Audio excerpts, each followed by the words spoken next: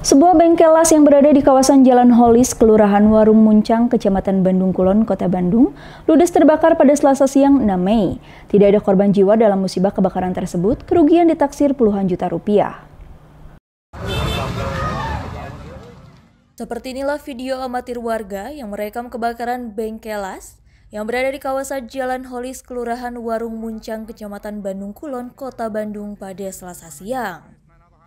Banyaknya bahan material yang mudah terbakar, kobaran api terus membesar dari bagian dalam bengkel tersebut. Para petugas pemadam kebakaran yang datang ke lokasi langsung berjibaku memadamkan kobaran api agar tidak merambat ke bangunan lain.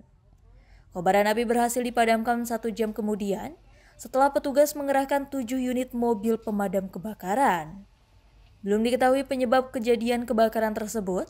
Petugas datang ke lokasi, api sudah membesar dari lantai 2 bangunan. Asal mula kebakaran menurut saksi tidak pasti asalnya dari mana, cuman api sudah terlihat besar di lantai 2. Saksi berada di lantai 1 sedang melakukan pengawasan, tapi api munculnya kelihatan dari awalnya ada di lantai 2. Jadi untuk penyebab pasti kebakarannya belum kami ketahui itu dari apa.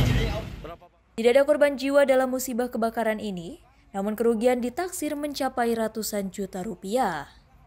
Dari Bandung, Jawa Barat, Agus Kusmayadi melaporkan.